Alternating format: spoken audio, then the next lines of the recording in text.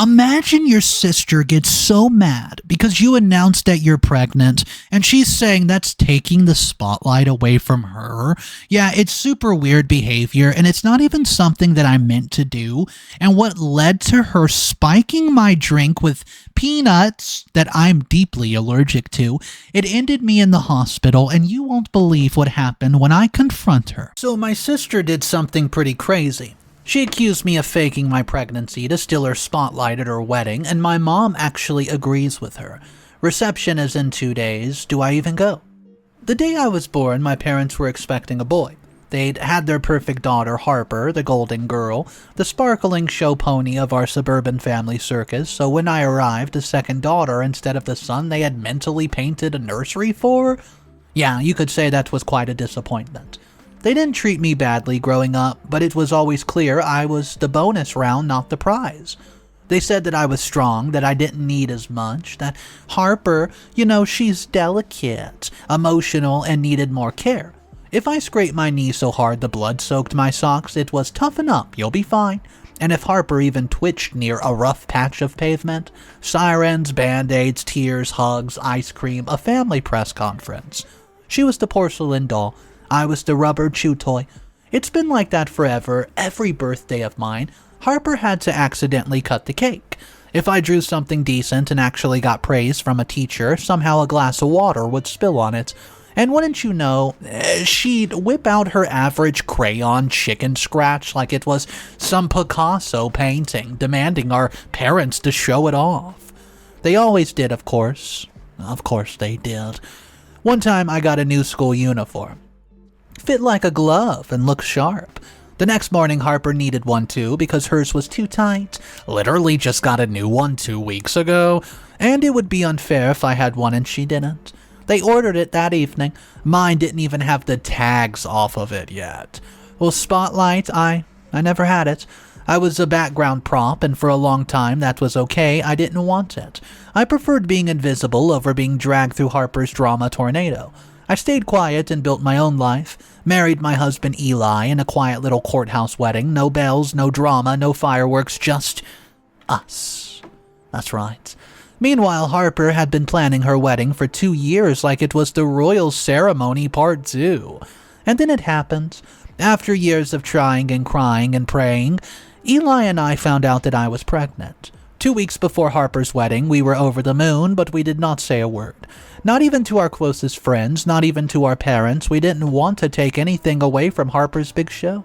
Her engagement, her bridal shower, her 3-part bachelorette saga, her endless Pinterest board, her live stream dress reveal, God forbid someone breathe louder than she does. But during the wedding weekend, emotions were through the roof. I was nauseous, I was tired, bloated, and honestly just needed someone to lean on, and I told my mom, quietly one-on-one, in confidence. I didn't even want Eli he warned me not to, but I just wanted to share that moment. I thought maybe for once she would look at me and see me. Turns out she saw a headline. 5 hours later, guess who somehow knew? Guess who screamed at me in the hotel hallway, full makeup, veil half on, manicured finger in my face? Guess who accused me of faking a pregnancy to ruin her big day and steal the attention like some reality show villain? Yeah, it was Harper. And my mother just stood there, watching silently. Eli tried to defend me, said it wasn't intentional, said that we would keep it private for her, for Harper, that we loved her and respected her enough to wait, and my mother actually looked at me like I slapped her and said, "You should have waited. Why would you even say anything this weekend like it wasn't her who let it slip?" No one believed me. Not that I needed them to believe that I was pregnant. I am. But the accusation burned. Then I'd made something so huge, so life-changing all about her, as if everything isn't already. Come on. And Harper, she absolutely spiraled. Told the bridesmaids, told her in-laws, told her extended family, told her nail tech probably. The narrative became, poor Harper, her sister faked a pregnancy to upstage her wedding. I was barely keeping my food down, and suddenly I'm the manipulation person in a floor-length dress trying not to cry in a darn napkin. It's the most twisted irony ever. The girl who's been grabbing the mic from me since I was born says I wanted attention. I couldn't even blow out my own birthday candles without her hand on the knife. Now I'm jealous because I'm pregnant at the wrong time, apparently. I mean, it's just ridiculous. I've always accepted being the invisible sister. I never minded.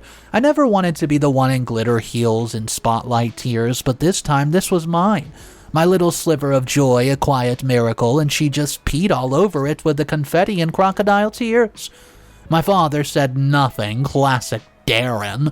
Harper's husband just awkwardly avoided us, and my Aunt Maura texted me a half-hearted hang in there, but still posed for all the wedding photos. The whole darn family acts like I brought the drama into the room, not Harper shrieking in her bridal suit. I mean, come on, about ultrasound conspiracies like she's in a darn soap opera. Guys, what do I do? Update number 1. Wow, first off, thank you to everybody who commented, messaged, and just showed up in that last post with empathy and support. I didn't expect it to blow up like that, but reading how many of you lived through similar golden children family dynamics honestly made me feel less dizzy. So seriously, thanks. To the handful of people who said I sound dramatic, maybe you've never spent your whole darn life playing second fiddle to someone who actively makes sure that you never ever feel like you're enough. Maybe you've never had someone hijack your birthday, your tiny wins, or any literal space in the world. So if you don't get it, cool, scroll on. But if you do, if you grew up being the background noise like I have to your sibling's main act, then you know what it feels like exactly. Anyways, the wedding is not over. Yeah, just because Harper can't get married, she has to throw a 3-day event like some kind of reality TV star. And while she might have gotten her vows and first dance, she sure as hell didn't let go of the stage when she saw the spotlight shift even slightly. After my mother accidentally spilled the pregnancy news, yeah, side-eye forever, I knew Harper was going to spiral. I just didn't expect her to go full meltdown in front of the guest. She completely cut me off post-wedding events, and no bouquet toss, no family toast, no pictures at all, like I didn't exist, like I wasn't family, which honestly, fine. I'm used to being pushed to the sideline in this household. But some people noticed. A few of our relatives blessed their hearts genuinely, and they cared. Aunt Maura, made Dad's elder sister, she's always adored me. She saw right through Harper's fake smiles and kept pulling me into a group conversation and even made me stand beside her for photos. She didn't treat me like the invisible one. That must have lit Harper up because I could literally feel the daggers from across the room. Every time someone brought me forward or congratulated me about the baby, Harper looked like she was ready to straight up combust. And then came the moment when Eli, my husband, my actual saving grace, decided that he had had enough. He went to Darren, Harper's new husband, who was honestly way too chill for her, and asked if it was okay to give a quick toast. Well, Darren was cool with it, so Eli raised his glass and toasted me. Us, our baby. He said something sweet, simple, not over the top, but it was enough. Enough to shift the attention, if only just for a second. Harper's smile cracked right off her face. I wish I were making this up, but a few minutes later, she accidentally bumped into me hard enough that I lost balance. I would have gone down hard if Eli had not been right there to catch me. I swear I saw him turn a color I've never seen before. He wanted to call her out so badly, but I begged him not to. I don't have the strength to deal with this anymore. The thing is, I wanted to leave after that. I didn't want to stick around for more of her background comments, more of her crocodile tears, smiles, and more people pretending not to see the tension in the room. But Eli insisted we stay. Not to spite her, but because he said that she's already taking enough from me, and he won't let her make me feel small anymore.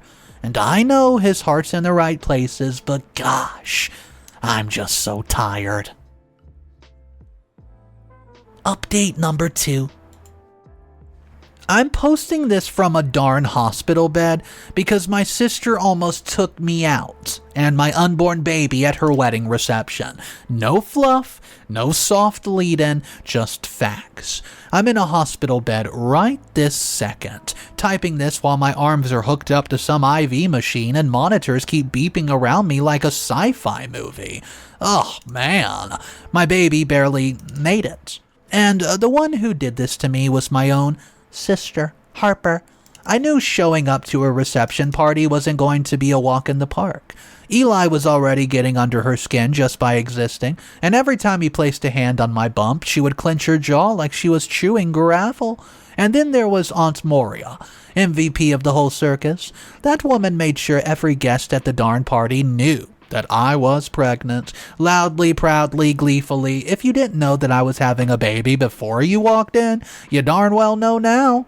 Anyways, Aunt Mara always has been the only one in my corner. She saw it all, every mean girl stunt Harper pulled since we were little kids. The way I would cry myself to sleep after Harper sabotaged birthday parties, told lies to friends, or got me in trouble over things that she did.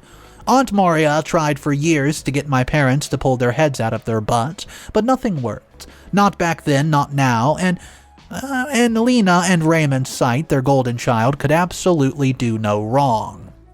Even when the wrong almost took out their first grandchild.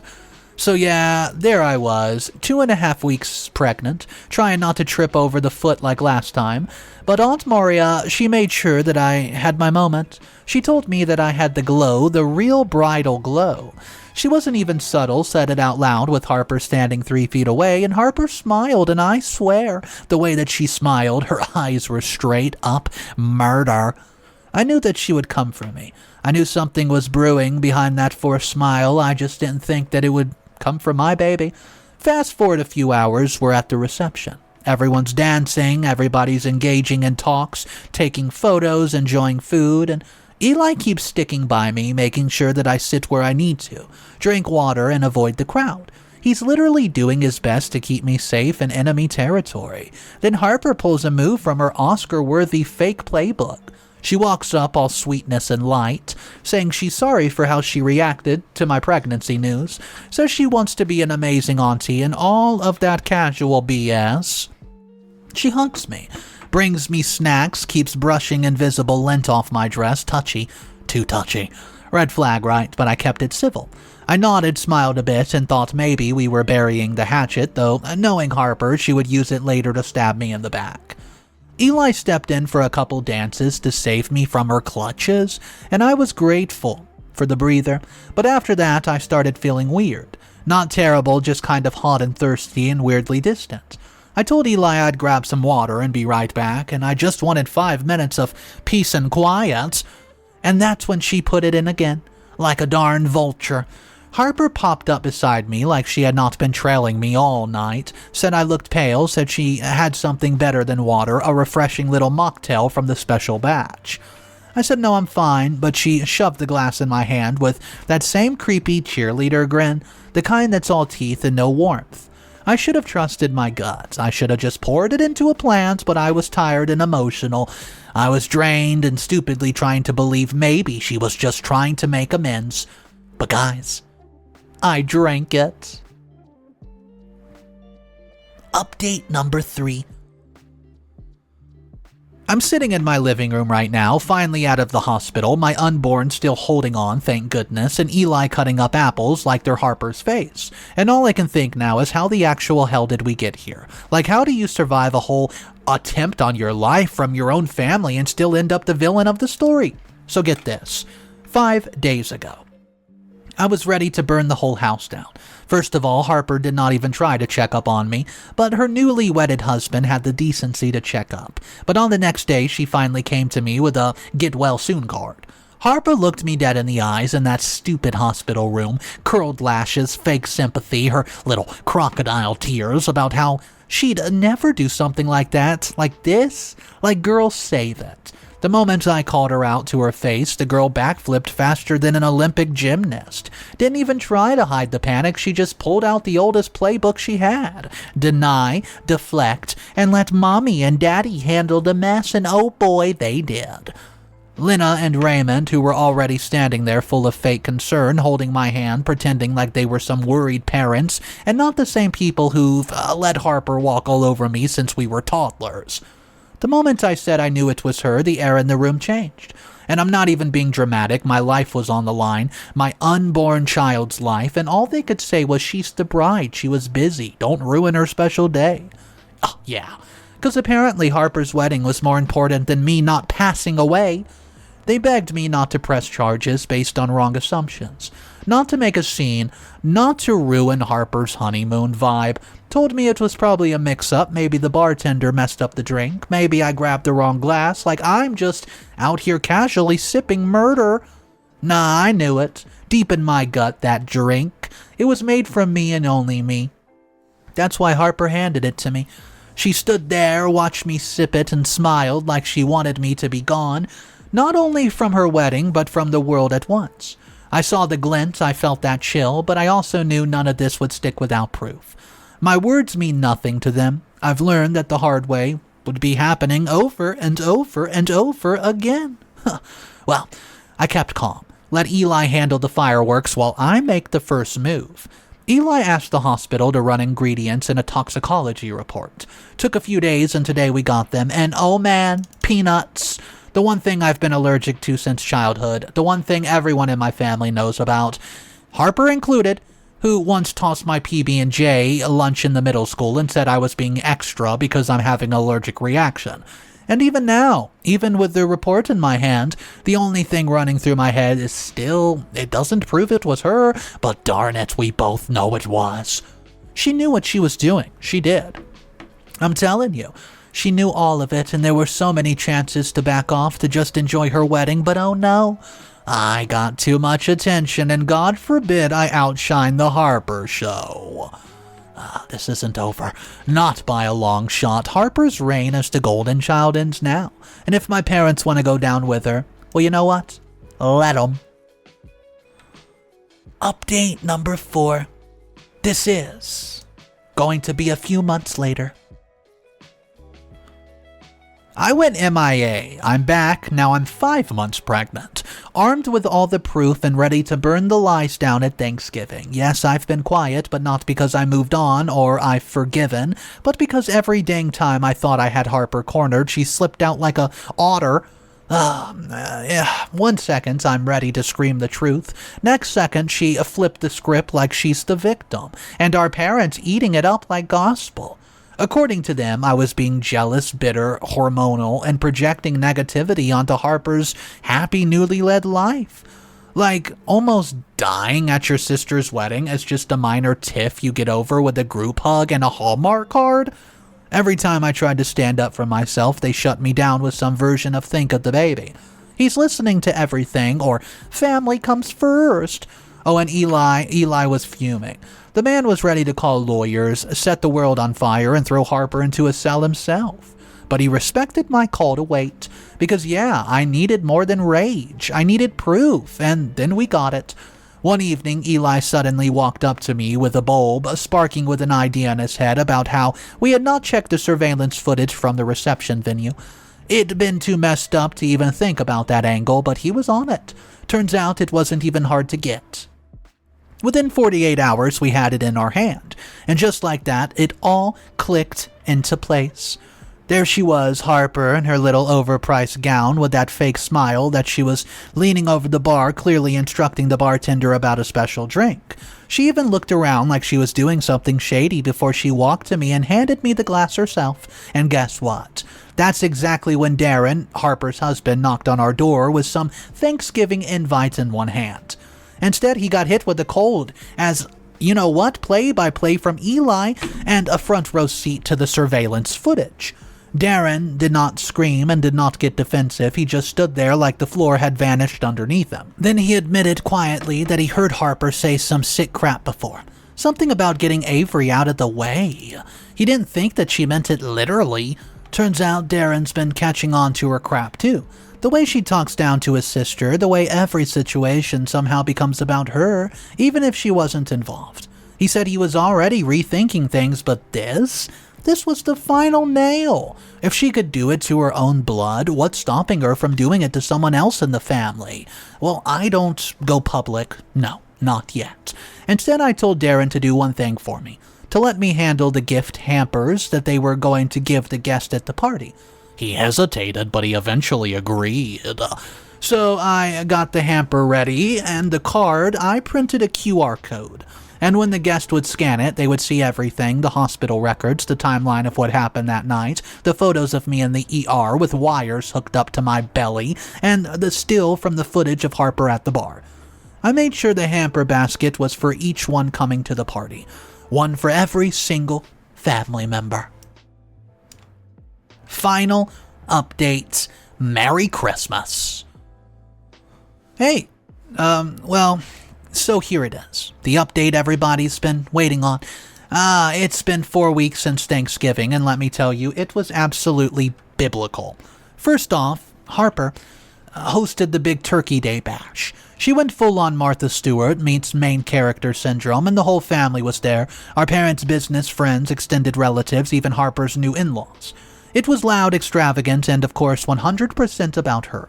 She kept Darren and his sister in the background like backup dancers while she worked the room, as if she personally hand-stuffed every turkey and sewed every single tablecloth on the table. Spoiler, she didn't. Darren and his sister, they did all the grunt work. And Darren, he looked like he wanted to melt into the nearest wall. I kept my cool, played the same quiet, obedient backseat role they always expected from me, and I watched. Yeah, waited until everybody had their supper. Smiled all while the woman, my own sister, had the audacity to sip a mocktail, hold it up like a trophy, and throw a jab about how I should probably start carrying my own food, since who knows what Avery might eat, and accidentally blame someone again. I smiled, because she had no idea she was about to walk face first into her own funeral cake. Right then, I gave my cue to Eli, my hubby. Eli stands up calm as a cucumber, and told everybody that since Harper was so generous hosting the party, we also wanted to do something for the guest. We handed out the gift hamper one by one. Even for Harper, too. Harper tried to fake a smile, but I could see it in her eyes. She was already irritated that someone, more precisely me, might get attention for more than 5 seconds. Guests were curious, opening their bags, pulling out the card first. They thought it was just some cutesy couple note, but they found the Scan Me image inside. Eli asked everyone to scan the QR because something was waiting for them to see. Then came the confusion, the squinting, the gasp, then the murmuring. Soon were already scrolling through the hospital records. Others looked at the drink ingredient list and the timestamp surveillance photo. The reaction was instant. People went dead silent before they started side-eyeing her. And that's when Aunt Maria, bless that woman, stood up and said, no one have ever dared to say this out loud, that how Harper had always been like this even when they were kids, that our parents never saw it or maybe didn't want to. At that point, my father, Raymond, blew a gasket. He starts yelling that I was making a scene in front of Harper's in-laws and I was ruining her new marriage, and that I had no right to do this during a family gathering. My mother, Lena, jumped in with her usual guilt trip. You should be focusing on positivity now that you're pregnant. And then Darren, Harper's hubby, that poor man, just stood up and confirmed everything. She'd overheard Harper talking about getting me out the way, said that this was not new behavior, and said that he was done. Just like that, the whole party went absolutely nuclear. Some cousins actually sided with me. Others kept trying to calm our parents down, and Harper was screeching, saying she shouldn't have been an only child, that I always stole her light. My dad threatened to cut me off if I went to the police, and I calmly told him, oh, I already did. I filed charges a week before the party, and I left the document behind and walked out of that place without a single tear. Let's fast forward now 4 weeks and wrap this up. Harper has been charged with reckless endangerment and assault. Darren filed an annulment, her social media is locked down, and the family group chat is what I call a war zone. My parents tried every way possible to manipulation, denial, guilt, fake concern. They even tried to sweet-talk me into coming over for Christmas like nothing even happened. I didn't go. Instead, I stayed home with my hubby, Eli, just us and our unborn baby. I didn't post this for sympathy or applause. I posted this to say, I made it. So I'm ending this post. You know, not for the drama, not because of Harper, not really because of me. Just this. A single tiny red stocking hung on our mantle. No caption, just peace. That's what we live now.